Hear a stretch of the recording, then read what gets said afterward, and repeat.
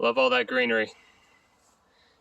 Yesterday at nighttime I cut down a couple trees that fell over there.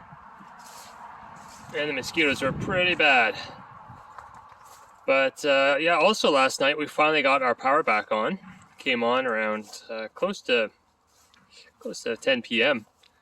But we were without power for about 2 days because there was a really bad storm that ripped through the area. So I've been using my little generator here. It's just to power up the refrigerator. So we use this for the refrigerator and coffee, charging our cell phones, that sort of thing. Yeah, it's just a little Coleman. It's called a Pulse 1850 PowerMate. They don't, I don't think they make these right now, but it worked really well. The only thing was that gas was spitting out of this gas cap because the original cap had this sponge thing, and the sponge thing fell apart. So I cut up a filter and I put this on it, like just an air filter for a lawnmower. So that stopped the gas from spitting out here because there's an air vent. So that worked. And filled this up at a gas station. And just about a quarter left. But yeah, we went to go to the gas station in a local town nearby called Kempville. And the whole town was just packed with people. My wife went to get a cup of coffee and she had to stand outside in a line up outside. It was so packed because everybody from my area went there to gas up and get groceries and stuff. So the storm was really bad and we fared very well. No damage was done to my house or anything. It didn't really do much of anything down this side. The winds were really strong, but there's a lot of damage in the city. Yeah, really bad. It's going to take a long time for the city to get back to normal, get all their power back. So I can't complain about my situation down here. And as usual, I went to my shop and they gave me 2 air conditioners. This thing is just all steel. Also, there was a dumpster there and someone dropped off all this trampoline scrap, so I stopped to get that. And I stopped, and also the dumpster were those. And there's more of that trampoline stuff, trampoline pipes. And then as I was stopped there, the guy pulled up and he says, "You want a couple tire rims?" And I said, "Sure." And then the bonus is that they are aluminum. So got a couple aluminum rims, just some random dude. And look at that pile of copper. So I'm going to chop that up today. And then I got those 4 condenser units I'm going to chop up. And I got some electric motors down there. I'm just going to cut the wires off. I don't have time to take those apart right now. Got a little bit of number 2 wire. And these are the buckets. So brass, number 2 copper, number 1 copper will go in there. That's just an extra one. But I took apart a fire extinguisher that I picked up. And that's the top of it. That's a heavy chunk of brass right there. Yeah, and I got someone coming by today to buy this barbed wire. They were going to pay me $60 for that. Still have those tire chains that I showed you on my last video. I still have those, but the tire machine is gone. The tire changer, I ended up selling it for $150, so I dropped it quite a bit, but it's gone. So it's a quick and easy buck. And this thing here, what I'm thinking of actually doing is I may actually bring it with me to Nova Scotia because I like it a lot. And what I think I might do is repurpose it to be a mailbox stand, so I can put the mailbox at the end of my driveway, put it right there, so that it's facing this way, and that is just like the counterweight to hold it in place. It's not going to go anywhere. And yeah, no, it's just like kind of a neat thing I thought of. Maybe I'll sand it a little bit, make it nice.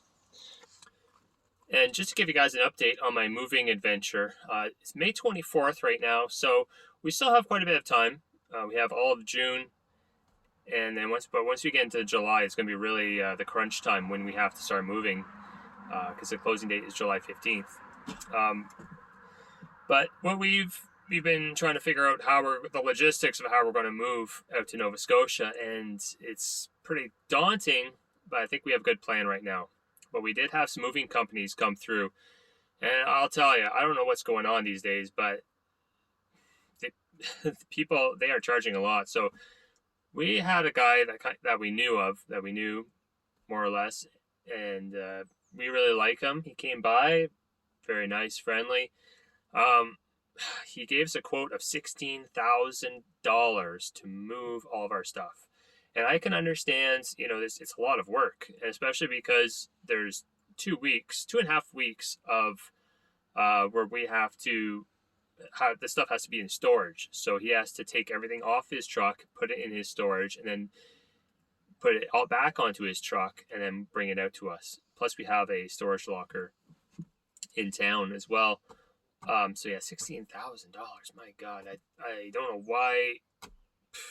I think it just feels like, these moving companies know that everyone's making a lot of money off their sale of their houses, so they feel like they can jack up their prices too. I don't know, that's just how it feels, because that was a lot of money. And the other option is we looked at U-Haul and the other truck companies where you can rent a truck, because Christine has a air brakes license, and so she can drive whatever. But we looked at that, and it's probably going to be around $8,000 to rent one of those trucks. And the other thing is, you can't get any right now. I guess they're all booked. So what I think I'm going to do is we're going to get a storage locker out there, and we're just going to start doing trips with my trailer. Just load up the truck and the trailer with stuff, and just start going out there. It may take us like 4 different trips to bring all of our stuff out there and just put it in storage. And then once we get our house, we can take it out of storage. I like that idea. It'll save us a lot of money. Yeah, because that way we can actually move a lot of our belongings ahead of time as well, so that we're not feeling like we have to do it all at once when we're about to give the house away. So I that's kind of where we're at right now, but it may change. There we have it. We're all loaded up, ready to go. So is a little bit of brass. Oh, I just messed it up. Look at that. Not bad. A little bit of brass, a little bit of copper too. I took off all the noodles from those AC copper rads. I have 2 compressors, some electric motors, 2 rims, and this thing is full of copper one. And I think I'll bring this as well. It's just a little bit of number 2. Oh, it's actually pretty heavy. There we go.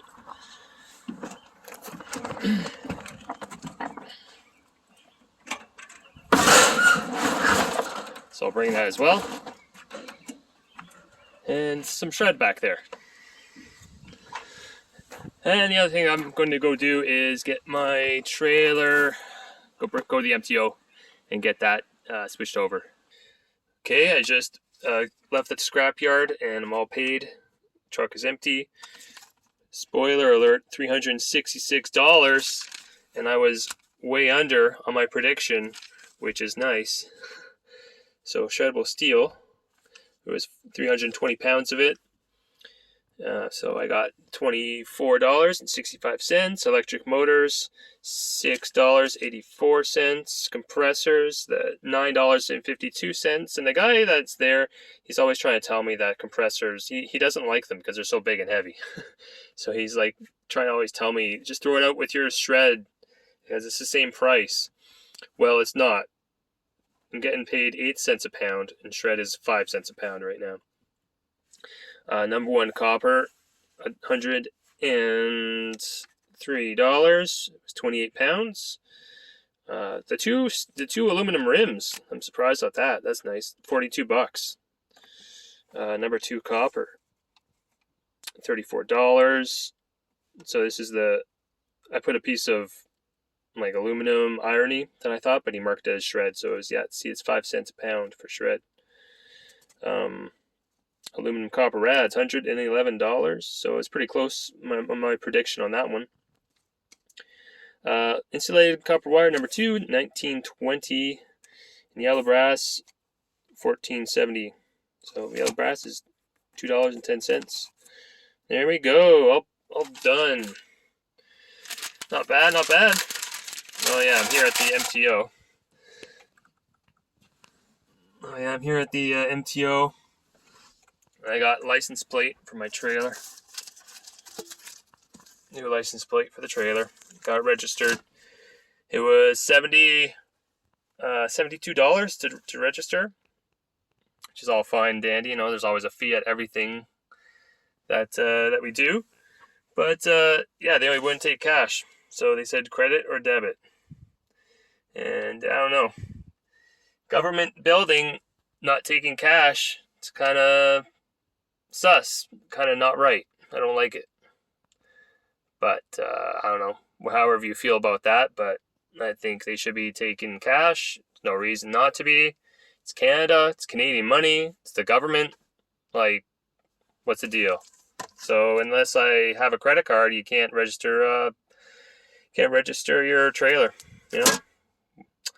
Sign of the times. And I don't know why I buy McDonald's. Every time I buy it, I feel like I shouldn't have bought it in the first place, but it tastes good. Oh, got some more copper here today. Got a whole bunch of truck and car oil. And anyways, I was driving through town, and the whole city is just messed up from the storm. Really, really bad. Lots of people are still with power, so we're going on 5 days for them without any power. And all the worst part, well, it's not the worst part, but the worst part for me today was all the traffic lights were off. So everyone has to treat the traffic lights as four-way stop. And it's just made for a very, very long trip. Traffic was backed up everywhere.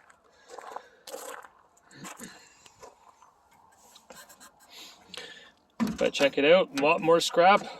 Man, there's a lot of copper in there. All this orange line. You have to strip that though, but look at this stuff.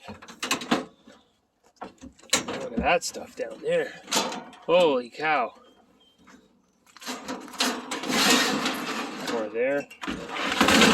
More down there. 4 air conditioners.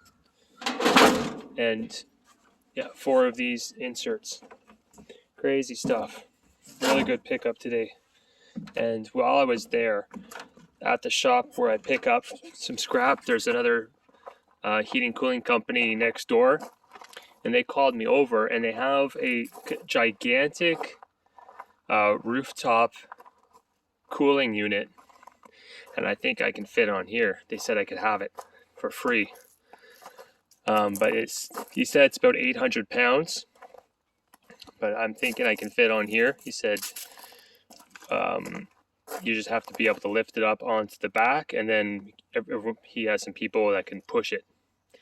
So that is going to be a different video if I do get it, but I think that would really be cool, taking that thing apart and seeing how much one of those could be for scrap metal. All right, well, let's take this out and see what I got today. Wow, look at all that. So with this orange stuff, I think what I'll do is put one end in my vise on my workbench, and then I'm just going to unravel it, stretch it out to one big line. And I think with it that way, it'll be a lot easier to strip off the insulation off of that. There's quite a few of these brass unions here. So the only other problem with this stuff is that it's probably going to be full of oil too, so I'm going to have to drain that out. Yeah, and then I have these 4 guys I'm going to take apart, and those 4 to take apart. Cool. So that'll be my job tonight.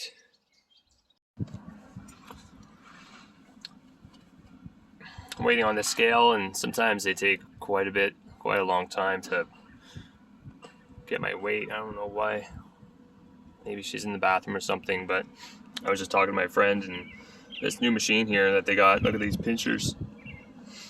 He said the machine, $600,000, and the attachment here, about $200,000. Crazy, eh?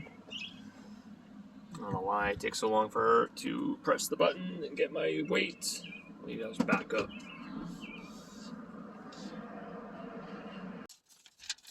Yeah, guys, look at that. It's been a great week for scrap.